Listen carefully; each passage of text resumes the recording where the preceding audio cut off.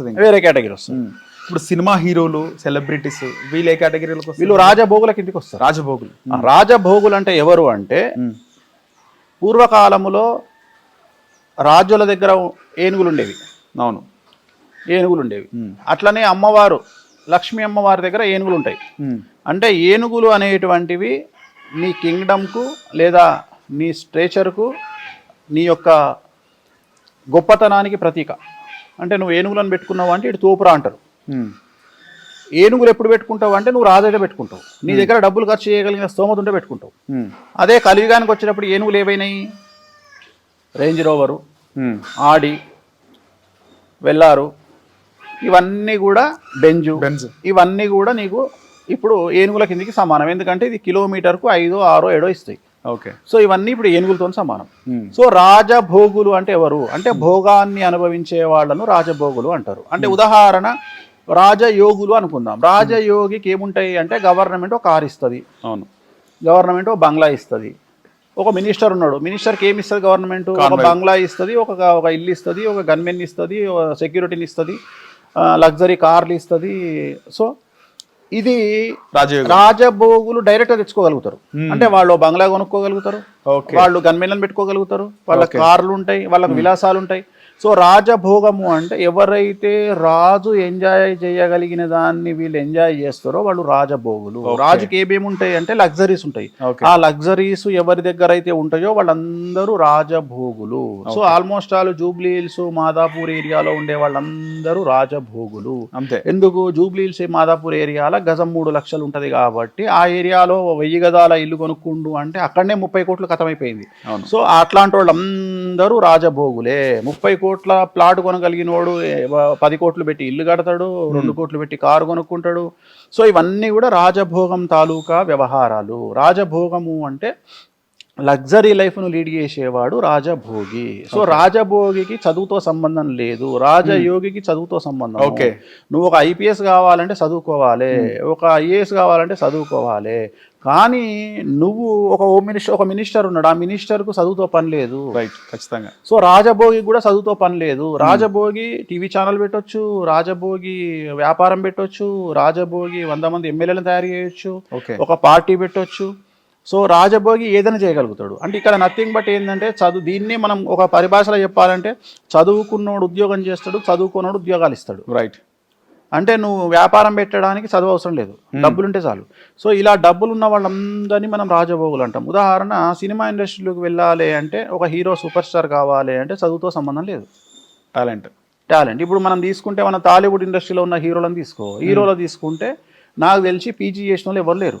Okay, వాళ్ళందరూ ఫాస్ట్గానే వచ్చేసి అంటే వాళ్ళందరూ కూడా చిన్నప్పటి నుండి వాళ్ళ ఎయిమ్ ఒకటే, హీరో కావాలి అంతే. సో చదువుతో సంబంధం లేదు, వాళ్ళకి ఎంతసేపు ఎక్స్ప్రెషన్, డైలాగ్ డెలివరీ, డిక్షన్ ఇవే ఉంటాయి తప్ప వాళ్ళకు నేను 10th చదివినా, ఇంటర్ చదివినా, డిగ్రీ చదివినా, నేను ఎంట్రన్స్ రాసిన ఇవి లేదు వాళ్ళకు.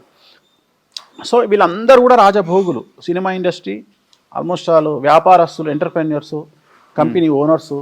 నువ్వు చాలామందిని అబ్జర్వ్ చేయి, భారతదేశంలో ఉన్నటువంటి కోటీశ్వర్లందరూ కూడా మనం తీసుకుంటే 100% వేసుకుంటే దాంట్లో 87% చదువు లేనివారు, ఉద్యోగం చేయని వారే పైకి వచ్చేది. అంత రాజభోగులే, అంత డైరెక్ట్గా వాళ్ళు ఉద్యోగాలు ఎక్కడ చేయలే, కొడతనే కుబ్బసాలని కొట్టి వాళ్ళంతా. అంటే వాళ్ళకి ఆ ఓపిక ఉంది, అంత కష్టపడ్డరు. There is no development in comfortable zone. Comfortable zone దాటి కొట్లాడితేనే లైఫ్ అనేది దొరుకుతుంది. నువ్వు ఒక సూపర్ స్టార్ హీరో ఇవాళ సూపర్ స్టార్ అయినాక నీకు తెలుస్తుంది, కానీ ఆయన హీరో అవ్వడానికి పడ్డ కష్టాన్ని నువ్వు గుర్తించాలి. అట్లనే ఒక మినిస్టర్ ఉన్నాడు, ఆ మినిస్టర్ అవ్వడానికి నువ్వు అవ్వగానే మినిస్టర్ గొప్ప అనుకుంటావు, కానీ ఆ మినిస్టర్ పడ్డ కష్టాన్ని గుర్తించాలి.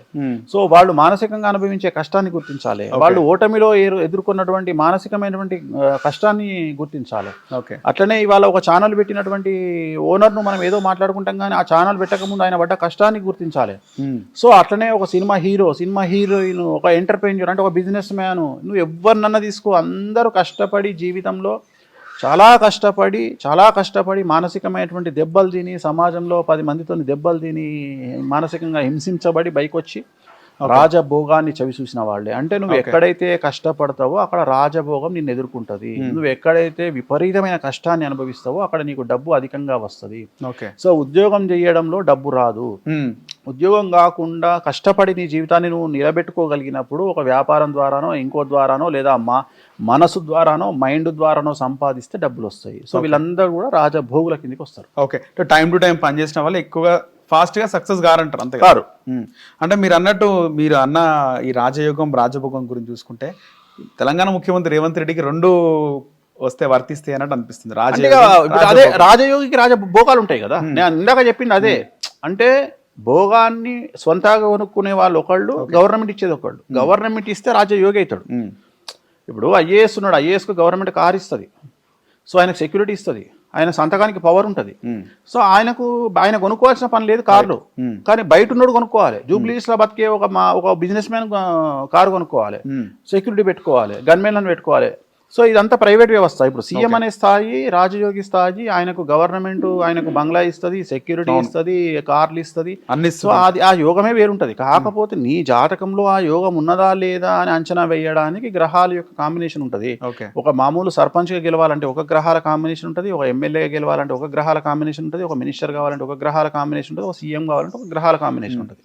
సో అందరి జాతకాలు ఒకేలా ఉండవు. ఒక్కొక్క జాతకంలో ఉండేటువంటి గ్రహాల సంయోగము, గ్రహాల పొజిషను, ఆ గ్రహాలు ఎక్కడున్నాయి, గురుపుష్య యోగం ఉన్నదా, నీచభంగ రాజయోగం ఉన్నదా, లేకుంటే బుధాదిత్య యోగం ఉన్నదా, గజకేసరి యోగం ఉన్నదా, సో ఏ యోగం ఉన్నది అనే దాన్ని బట్టి ఆ వ్యక్తి ఎంత రీచ్ అవుతాడు. ఒక ముఖ్యమంత్రి స్థానానికి వెళ్తాడా, ఒక పార్టీ ప్రెసిడెంట్గా వెళ్తాడా, లేకపోతే ఒక ఓఎస్డీగా వెళ్తాడా, ఒక కలెక్టర్గా వెళ్తాడా, ఒక ఐపీఎస్ అవుతాడా అనేదాన్ని అతని జాతకంలో ఉండేటువంటి యోగాల్ని బట్టి. ఉదాహరణ, ఇప్పుడు కుజుడు కాంబినేషన్లో స్ట్రాంగ్ ఉన్నాడు అనుకో, వాళ్ళు ఐపీఎస్లు అవుతారు. ఓకే, అదే రవి స్ట్రాంగ్ ఉన్నాడు అనుకో, లేకపోతే రవి గురువులు ఇద్దరు స్ట్రాంగ్ ఉన్నారనుకో, వాళ్ళు ఓఎస్డీలు అయ్యే అవకాశం ఉంటుంది. ఓఎస్డీ అంటే నథింగ్ బట్ ఆ ఓఎస్డీ ఏం చెప్తే మినిస్టర్ అది వింటాడు.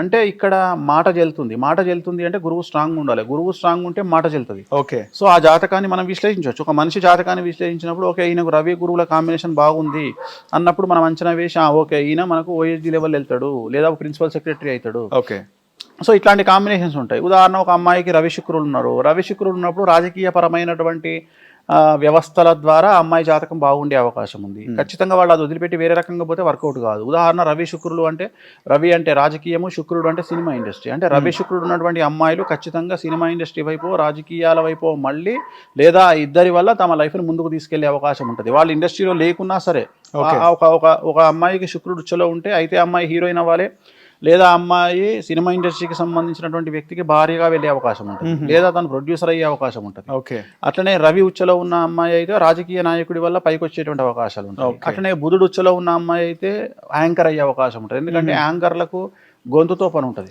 బుధుడు అంటే గొంతు, వాయిస్. ఎందుకంటే ఇప్పుడు నువ్వు బాలసుబ్రహ్మణ్యం గారి జాతకం తీసుకుంటే, సింగర్ శ్రేయా ఘోషాల్ జాతకం తీసుకుంటే ఆమెకు బుధాదిత్య యోగం ఉంది, బాలసుబ్రహ్మణ్యం గారికి బుధాదిత్య యోగం ఉంది. అంటే ఎవరికైతే బుధాదిత్య యోగం ఉంటుందో వాళ్ళ వాక్కు అనేటువంటిది చాలా ఇంపార్టెంట్ ఉంటుంది.